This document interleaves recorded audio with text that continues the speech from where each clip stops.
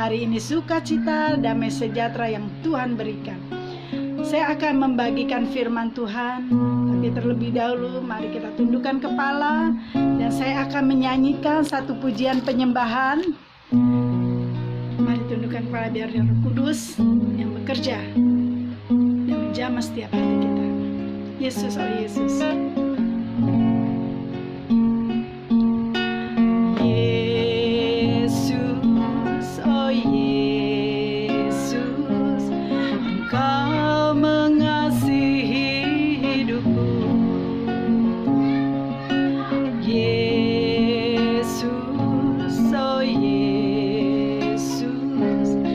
Kasih-Mu besar bagiku, Engkau tak melihat siapa diriku, Engkau tak melihat masa laluku, Kau mengasihiku dengan setulus hati, Engkau Tuhan sandaran hidupku.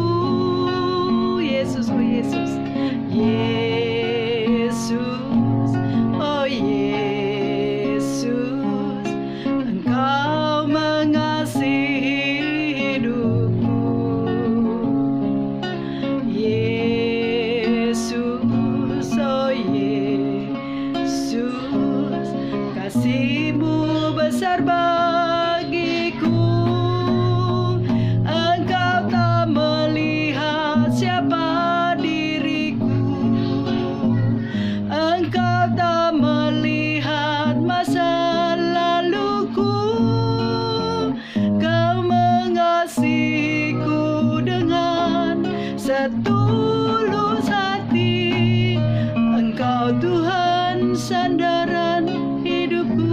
Engkau Tuhan, Engkau Tuhan sandaran hidupku. Bapa kami yang ada di dalam surga, Engkaulah Tuhan sebagai sandaran hidup kami. Tuhan, beracaralah Engkau dalam setiap kehidupan kami. Biarlah Roh Kudus yang memimpin. Kami percaya Tuhan, kuasa-Mu, kasih-Mu begitu besar bagi kami. Sebentar hamba-Mu akan menyampaikan firman Tuhan, dan biarlah firman ini yang menjadi kekuatan bagi kami untuk tetap setia padamu Tuhan, untuk bisa melalui prosesnya dalam keadaan sekarang ini Tuhan. Hanya Engkaulah Tuhan yang menjadi kekuatan bagi kami. Kami percaya Engkau tidak pernah tinggalkan kami. Terima kasih Bapa, terima kasih Yesus. Di dalam nama Tuhan Yesus Kristus Allah Bapa kami yang hidup dan Roh Kudus. Amin. Hari ini saya akan membagikan firman Tuhan di pasal Yosua pasal 1 ayat 1 sampai 8. Di sini menceritakan bagaimana Yosua dipilih oleh Tuhan.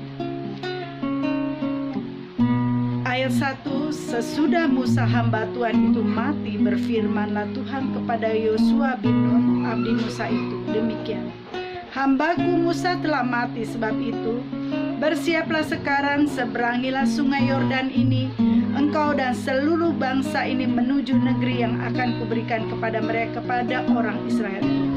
Nanti saudara bisa lanjutkan di pasal 3 sampai 8. Di sini saya akan membagikan cerita siapa itu Yosua. Yosua adalah abdi Tuhan dan dia adalah pembantu dari Musa. Tetapi kenapa Tuhan pilih Yosua sebagai pengganti Musa? Yosua adalah 12 orang yang dipilih oleh Musa untuk mengintai Yeriko. Kenapa bisa saja Tuhan memilih dari yang 12 itu selain Yosua? Tapi kenapa? Pertanyaannya, kenapa Tuhan memilih Yosua?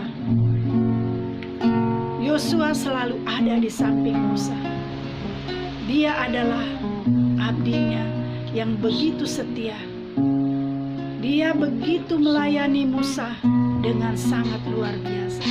Yosua begitu mengasihi Musa dan juga dia melebihi lagi mengasihi Tuhan.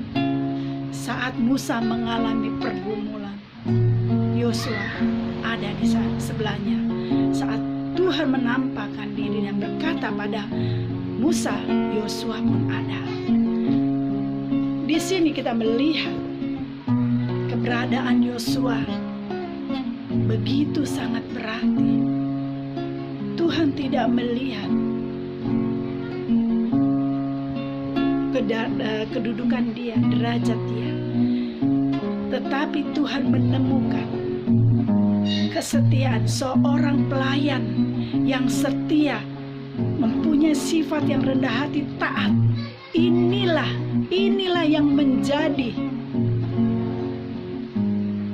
kekuatan, yang menjadi prioritas Tuhan dalam melayani Tuhan. Ini yang Tuhan mau. Tuhan tidak mencari orang-orang yang kaya ataupun miskin, tetapi orang yang mau belajar rendah hati dan setia. Dan itu didapati dari Yosua. Bagaimana dia taat apa yang Tuhan perintahkan. Otoritas Tuhan turun juga atas Yosua saat Musa mati. Saat Tuhan melihat bahwa Tuhan mempercayakan bangsa Israel dipimpin oleh Yosua. 40 tahun Yosua mengabdi pada Musa. Bukan waktu yang sebentar, 40 tahun. Bagaimana dia setia di dalam suka dan duka, di dalam menghadapi kekerasan bangsa Israel. Dia selalu ada bersama Musa. Disitulah Tuhan melihat, inilah orang yang tepat untuk menggantikan Musa. Nah, sekarang bagaimana dengan kita? Pelayanan itu bukan sekedar hamba Tuhan saja, bukan gembala, bukan evangelis, bukan pendoa atau penetua, tapi semua orang bisa melayani Tuhan dengan berbagai macam talenta, posisi kedudukan kita di mana kita berada. Bisa karyawati, bisa ibu rumah tangga, bisa pengusaha, dan banyak macam. Tetapi maukah kita seperti Yosua, belajar rendah hati, taat dan setia? Melayani Tuhan adalah Tuhan mau kita serupa gambaran Tuhan, mau diproses dan mengikuti kehendak Tuhan.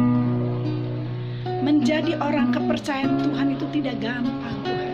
Tuhan ingin kita mengikuti apa yang Tuhan mau.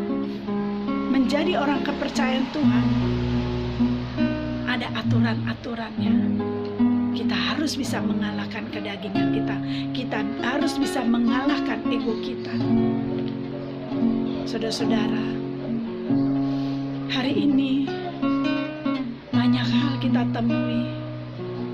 Banyak dari anak-anak Tuhan yang mulai tawar hati dengan kondisi keadaan sekarang ini. Saya tidak menyalahkan sebagai manusia. Saat doa-doa kita tidak terjawab, saat doa kita lama dan melalui proses yang sangat menyakitkan, pasti kita akan mengalami kekecewaan, tawar hati pada Tuhan. Tapi tahukah saudara, Tuhan tidak pernah undur daripadamu. Tuhan tidak pernah meninggalkan engkau. Sekalipun engkau meninggalkan Tuhan, masing-masing kita pribadi, Tuhan tahu mana yang terbaik untuk kita. Dia tahu rencana apa yang terbaik masing-masing kita. Kembali kepada kita pribadi. Jangan keraskan hatimu saat Tuhan datang menjamamu.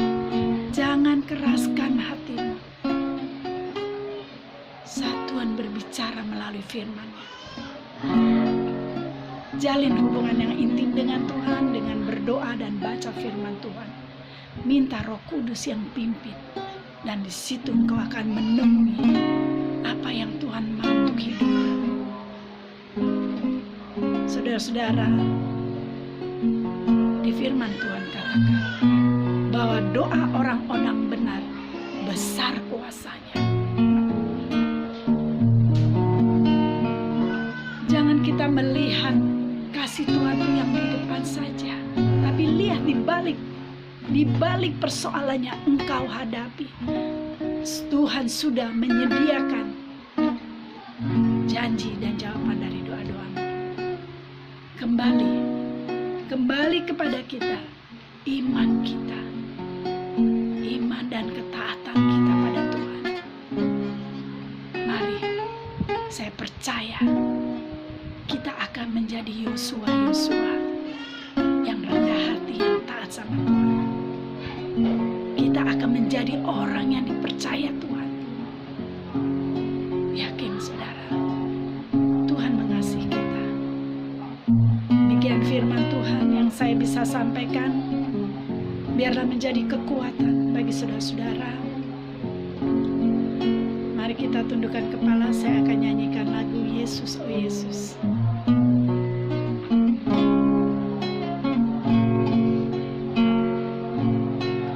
Yesus, oh Yesus, Kau mengasihi hidupku. Yesus, oh Yesus, kasih-Mu besar bagiku. Engkau tak melihat siapa diriku, Engkau tak melihat masa laluku. Kau mengasihiku dengan setulus hati. Engkau Tuhan sandaran hidupku. Terima kasih Tuhan, Engkau adalah Tuhan sandaran hidup kami. Beri kami kekuatan Tuhan untuk menghadapi kehidupan saat ini Tuhan.